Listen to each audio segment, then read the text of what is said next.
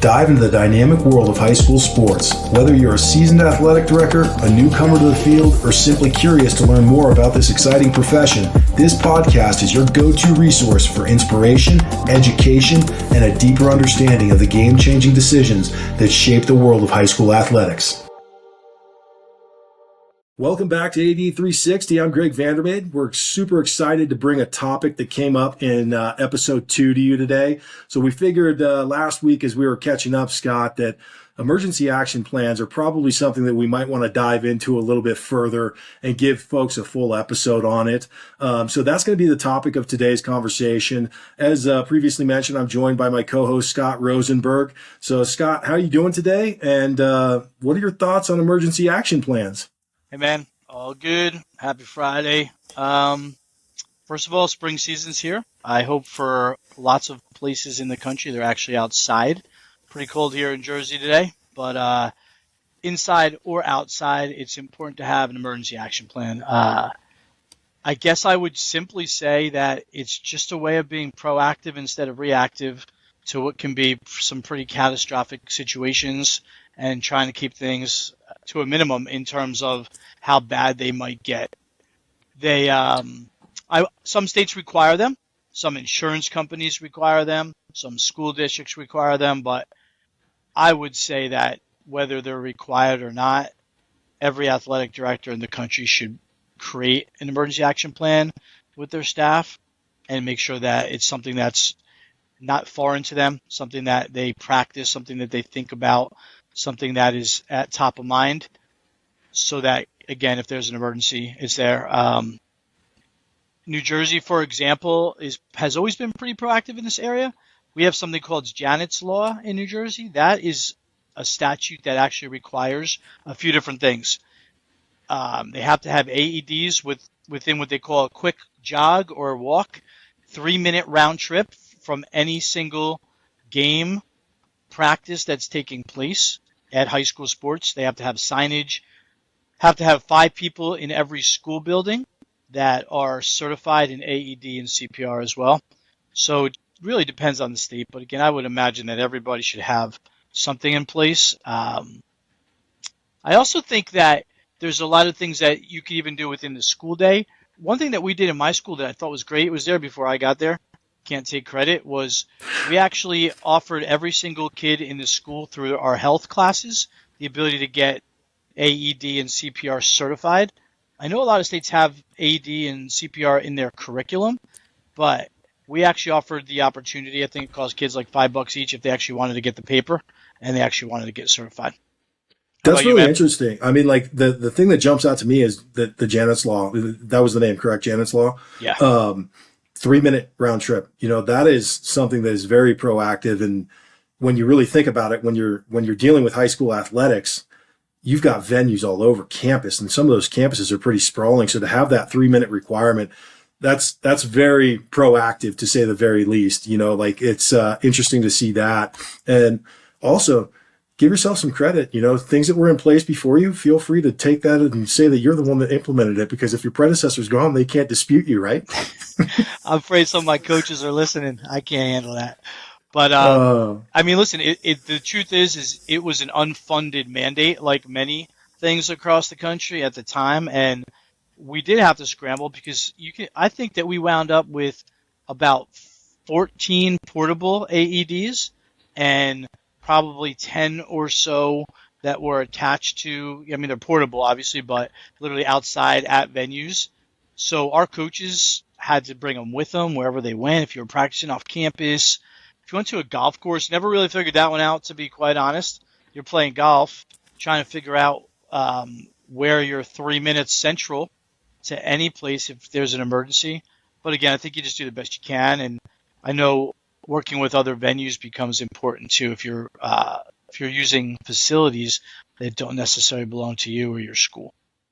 No, I think those are all great points. I mean, as we're diving in here to this episode, I mean, I think we'd be remiss if we didn't think of some of those that might be new to the profession, right? Some ADs that are maybe first time listeners to us and first time with their school and sitting in that chair. So just real briefly, Scott, give us kind of like a high overview for those that may not know. What is an EAP?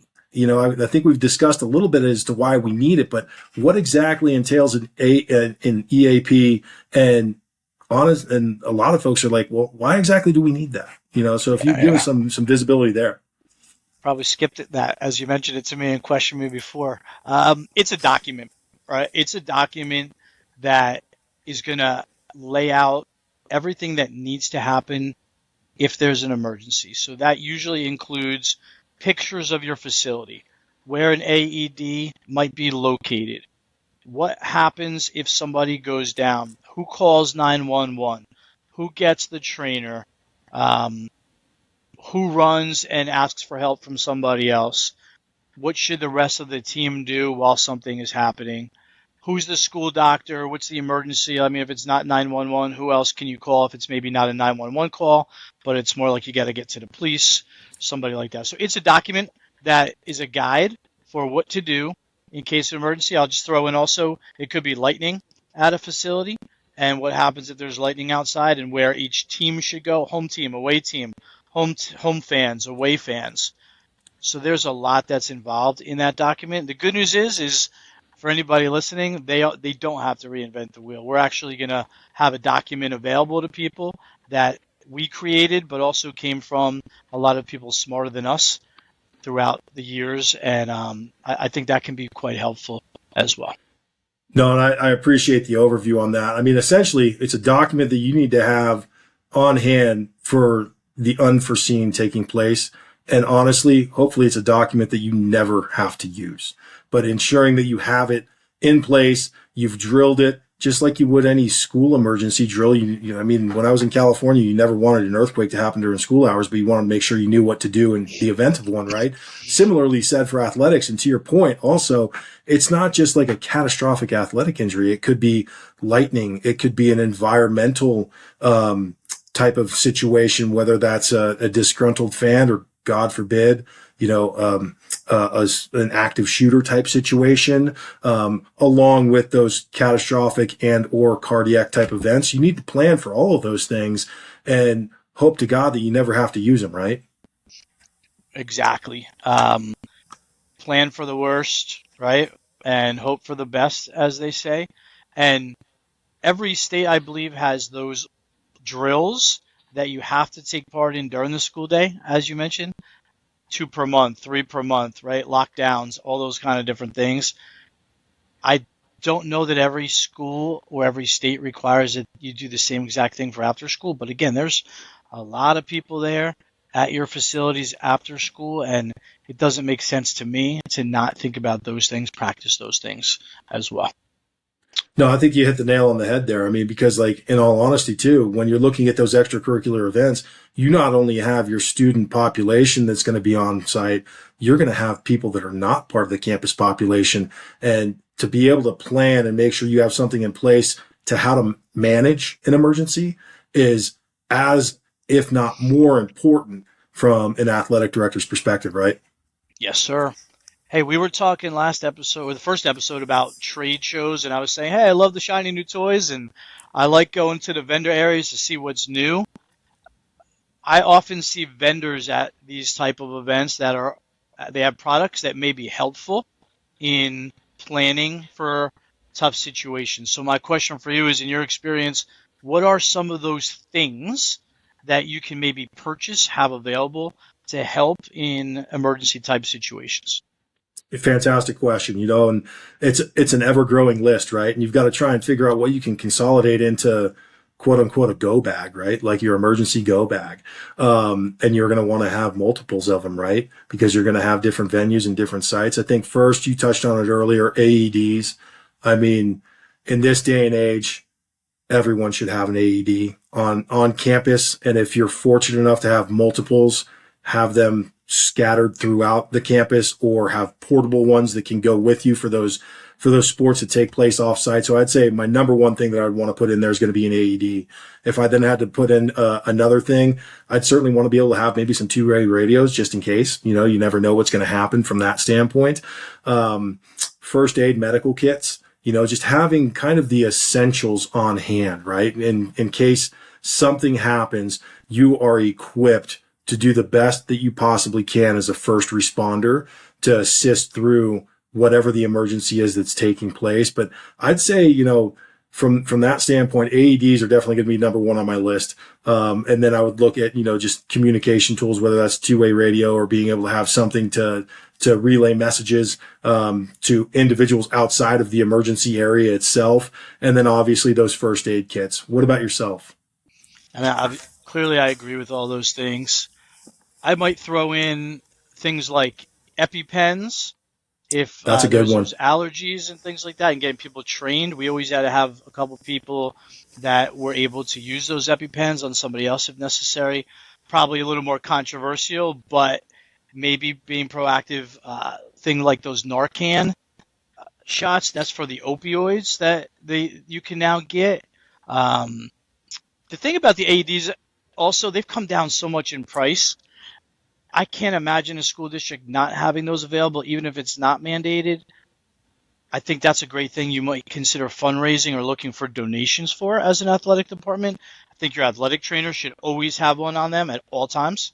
And again, we were to the point where we sent them on every bus, even for away games as well. So people had one, every team had one. And again, in case of emergency, there's nothing that's going to help you more than that if somebody goes down with that type of issue. No, I think that's those two that you just brought up. I mean, they're fantastic ones to have in there, the EpiPen. And then also it's sad to say that it feels like a need, but in this day and age, the Narcan is not a bad one to have on site, whether that's for your campus population or an individual within the crowd itself, right? Just being prepared for the unexpected, because that's essentially what emergency action plans are, right? So yes, as we're talking through this and kind of like planning and how you go about creating an emergency action plan, I would imagine these are not decisions made in a silo where it's just an athletic director sitting there by themselves going, I think this is probably the best way of handling it, because there's so many different variables in place, right? So when you were going about and creating your EAPs on your campus, was it just yourself? Did you utilize other departments' insights, influences? Did you talk with, local entities that were maybe off-site, maybe not a part of the campus, local police or fire or anything like that? Listen, I say this all the time, and it'll come up probably in a lot of our episodes moving forward. Utilize the talented people that you have access to, whether it's students, coworkers, community members.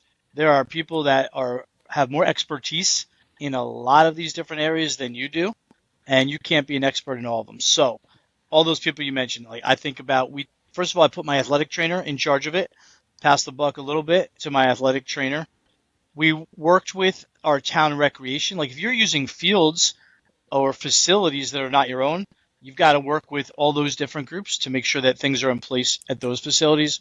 Clearly, police, EMS are going to make a big difference. And again, you may have parents in your community of kids in your programs that deal with these type of things all the time. Knowing those people, knowing their talents can be really helpful as well. So no chance working in a silo.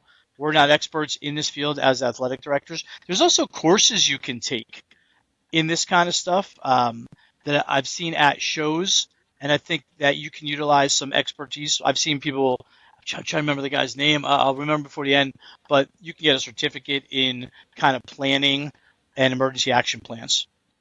What about No, you, that's Greg? awesome. Yeah, no, I think that you are spot on with that, right? We are not experts in emergency management, right? As athletic directors, you need to be a jack of all trades, but a master of none, right?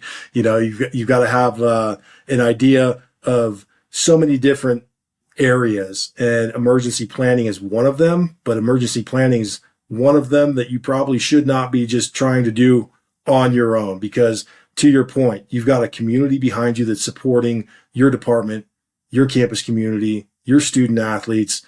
Utilize them. You want to make sure that you're having those conversations across multiple departments of what we're going to do when the unthought of happens, right? When the unforeseen comes upon us, what are we going to do and how are we going to handle it, right?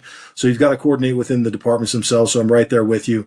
I think the police and EMS, those are certainly ones that you've got to engage, because then you have a full understanding of the information you're going to need to provide them if something like this happens. Well, hey, we're on the far field. Well, how do I get there? and start having those conversations in advance rather than the emergency happens and you're not sure what to do. Yeah, facilities and walkthroughs of facilities would just be another thought process. Think about gates. Are they wide enough for an ambulance to get through? Think about clearance. We built new ticket booths and we had new signage up at our facility. And one of the things we had to really think about was like the height of how we built the new signage, because we had to make sure an ambulance could get under what we were building. So there's just a lot that goes into it. And again, you don't have to reinvent the wheel. Take what you can from your colleagues, what we can offer, and make it right for you. Customize it for your own specific needs. I think that's exactly what you need to do. So like when you're going through and you're looking to create those first draft emergency action plans, as you mentioned, you're not trying to reinvent the wheel. There's certainly resources out there. I know for myself, I was fortunate that my predecessor had put a pretty thorough document in place. We expanded upon it as time went on. We modified it based upon changes to venues, or to your point, maybe there was new construction that took place and maybe the entry points aren't what they used to be, and you've got to make those adjustments and put that into the document. But I also think too, if you want to see other resources, I know the NFHS has a wealth of knowledge that they provide for schools. You had mentioned also, talking with your colleagues. What do others in your area do? What have they done for planning in advance? Does your district or school have specific guidelines you need to follow? I would certainly reach out to those and make sure that you're kind of aligning properly, so that when, if or when something like this happens, you've dotted your I's and crossed your T's, right? Always important. It's important just to keep everybody safe. It's important in the CYA kind of situation that unfortunately you have to make sure you're covered as well. So yeah, I absolutely agree with you. Specific trainings that you might recommend, whether it's like, again, getting certified in CPR, AED, first aid, ALICE training, that kind of stuff. What's on your mind there? I think can we have all of the above and kind of check that box on it? We required all of our coaches to be CPR and AED certified. I'm sure many places across the country do. We also had additional folks that were trained, whether they were just event staff, just to your point, a CYA, if you will, but also making sure it's better to be over-prepared than under-prepared. So I think the CPR, AED, and then the first aid training is certainly paramount. We did also incorporate the ALICE training, not only just for campus staff, but also for those that were going to be on site after school, because you never know when something like that's going to take place, and how are you going to react, and how can you go about ensuring that you can do your best in a situation like that to protect the students on the campus. And then also another one that we did was our athletic trainer brought this to us, and it was a great one. It was a Stop the Bleed course, and it was kind of in conjunction with like an ALICE type training of what you do in that type of situation. But there was tourniquet training that she had brought to us too, because that was valuable, because that could be any number of things. That could be a catastrophic injury on the field. That could be somebody cuts themselves on something, and you might need to be able to do that. So I would definitely say those were some of the top trainings that we wanted to make sure that our staff had to be the best prepared. How about yourself? Yeah, agreed. I think most states have requirements for their coaches to be eligible to coach, and they usually include things like concussion training, AED, CPR training. They don't usually include an emergency sort of planning. Be interesting. The NFHS puts out so many good courses, educational courses. Not sure that I've seen one specifically. I could be wrong for something like this, but it could be something they could put out. I think it's something even your older kids could model for your younger kids. Like you could literally have your high school kids go down and help run a drill for your middle school teams, things like that. So I think there's a lot of possibilities to make sure, again, everybody's prepared, gets ready. Yeah, exactly. In terms of the EAPs and getting them into the hands of those that need them, did you have hard copies at your venues? How'd you go about distributing this information? Was it on a need-to-know basis? Did you kind of make sure that it was readily available for folks that were at a venue if they were managing it? How did you go about managing that element of it? Yeah, it would be the people who were managing. It would be the coaches preseason meetings with coaches. These were topics for every single preseason meeting that I had with coaches and teams. They were also topics for every single preseason meeting I would have with game workers, event workers. So whether it was a site manager or other people working at events, we wanted to make sure it was clear to all of them. I can't say that there was a hard copy necessarily ready available. We always had an electronic copy available. Not always easy in an event of emergency, but again, if you're practicing, if you're making it clear, top of mind at some point, hopefully they're not needing to refer to a hard copy. Those phone numbers should be put in every game worker's phone, like, trainer's phone number, athletic director's phone number, school doctor, if it's something that they might be involved in. So I think there's ways to make sure people are prepared without necessarily having a hard copy. I think mine was like 95 pages or something like that. Hard to have with you at all times. Your thoughts there? No, I would completely agree with you. I mean, because they do become pretty lengthy documents, and you're not going to have some laminated 50 to 100 page thing that people are going to be flipping through like some service manual in the event of an emergency. I'll So be as big as you, man. If I'm carrying that thing around all day, every day, my biceps look like yours. Yeah, I mean, like we were very similar where we had digital copies. Our athletic training team would put like laminated quick hitter ones, like here's the fire department information, here's, campus security, like just some bullet points on a laminated one sheeter, if you will, that were readily available at the venues. But more so, it was along the lines of training in advance, educating people in advance, making sure that folks were armed with the proper information prior to anything like that ever happening, right? Yep, absolutely.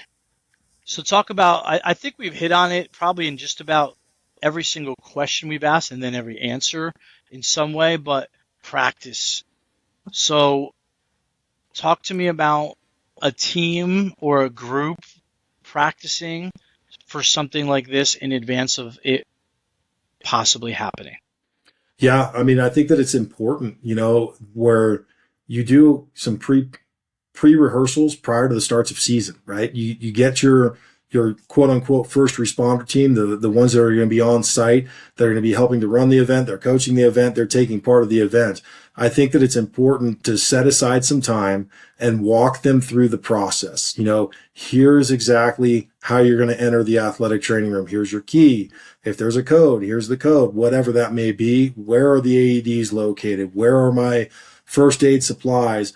Who is going to be calling 911? Who is going to coordinate, the entry points and talking people through things? Who's going to be the one that's actually responding to the injured individual or somebody that's having an emergency take place?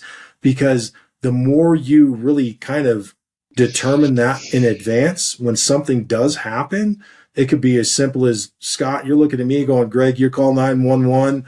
I'm going to have this coach go and run and grab the AED. Everybody knows what their role is. So I think that that's an imperative, that you do a dry run through. I would definitely say that we did it at least preseason. I don't know if we did much more than that. And I certainly, as we talked through it, it's like, did we do enough? Should we have done more kind of on the fly? Hey, we got a mock drill right now. Go. How about yourself? When you were on campus, how did you handle the rehearsals, if you will? Yes, and we required every team to do one per season. Clearly, it would make more sense to do it early and get that taken care of. Reminders are never a bad thing, but we would do one per team per season, and my athletic trainer would usually lead that and schedule those, plan those. So, again, if you've gone through it one time in a practice scenario, it's going to make it a heck of a lot better. If unfortunately you've got to do that in a real situation. Yeah, and I think one term that we've said quite a bit today is athletic trainers, and how imperative they are and the role that they play within the athletic environment, specifically the high school athletic environment.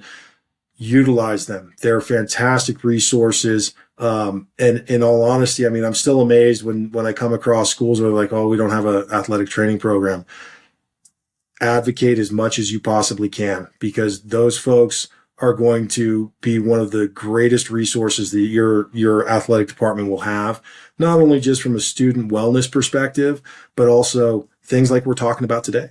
From an emergency action plan perspective, they have so much vast knowledge in terms of how to manage these types of things. Certainly something that I personally always feel the need to advocate for when I come across those folks, because in my own career, they have done so much for me when I was in a school or university setting. So definitely a great amount of information today, right? The P in EAP is for planning, and so you need to do planning. I would say that you should do it for all the right reasons to hopefully make somebody more comfortable, save a life. But in the end, if people aren't as concerned about those things, then they need to do it to cover their butts and to make sure if, God forbid, there is an emergency, they can answer all the questions that are coming at them about how they planned to make the situation better and keep people safe. And that's a really important note right there. Obviously, I think the lion's share of those that are going to be tuning in and listening to us this week are listening and trying to figure out the best way to protect those that they're working with. And for the very small population that may not hold that same thought process, a CYA, that is going to be the ultimate CYA, because if an emergency happens, you dang well know they're going to come back through and ask a ton of questions about what was done in advance to prepare for this. Agreed. Well, I think that's going to be a wrap on this episode. I don't think that the EAPs are necessarily the flashy topic that everyone was tuning in for, going like, oh, wow, I got to learn about EAPs today. But I think that it is one that athletic directors know the importance of. It may not be as flashy as the name, image, likeness that I know you and I will be covering in some future episodes, but it certainly is one that's of great importance and one that athletic directors are always having to have conversations about and prepare for. So, Scott, what about you? How do you think the conversation went? Hopefully valuable. Timing is everything. Hopefully this was the right time to do it. And obviously we're just trying to provide some value and help people think about these things if they don't have the chance to think about them on their own. And I know that we're going to be providing a document that's available to people as a template. Can you mention that at all? Yeah, no, I think that's a great one. In terms of the document itself, so if you did find our episode helpful today, we're going to have an EAP template that schools can use. Take it for inspiration purposes. Make your EAP your own, because obviously every campus is going to be unique in their needs. But if you go to the description of this episode, you'll see a downloadable link for an emergency action plan template. Use that as a jumping off point. Feel free to download that. You can make edits as needed, and just kind of use that as a document to get the process started. Use the technology. My athletic trainer used just Google Earth for facilities, outside facilities, and literally think about that. How perfect to literally just grab some images from Google Earth and maybe document where the AED might be, where other specific locations are that may make a difference in case of emergency. Absolutely. The more that you can provide in advance, the better. And I love the Google Earth element of it, because you can just highlight exactly where it is and people can see, rather than it being a diagram. It's an actual picture of the venue, right? And they'll have a better understanding where things are at. So, no, certainly great information. You know what just came to me? Of course, like we're getting done here, but what about lightning detectors? Have you seen those? Ooh, There's like lightning yeah. beacons on schools too that you can grab. So there's no shortage. I think that's the bottom line. There's no shortage of help that you can get, of ways that you can help keep people safe. And I think if you're trying to raise money or get donations, those tend to be fairly easy items that you can ask for, because everybody understands their importance. Exactly. I think that today was hopefully very informative for those that are tuning in and learning a little bit more about EAPs and how you can utilize them. If you liked what you heard today, stay tuned for future episodes. Make sure you follow us on Spotify, Apple Podcasts, and wherever you get your podcasts from. We certainly are looking forward to some upcoming episodes. So, Scott, what are you thinking for our next upcoming ones? What do we want to put out there for the folks? What do you think, man? I think we got to start planning. Did we talk about senior nights? Did we talk about end of the year banquets? Those kind of things, just timeliness of those. At some point, like to talk about registration and figuring out the best way to have like people register for sports as this upcoming school, the new school year will be starting, and trying to get ways for the community to sign up and get all the information that somebody might need to have. You? Yeah, I think that those are all great ones. I mean, especially the banquets. Those were always ones where they're they're awesome when you're there, but all the planning that goes into it.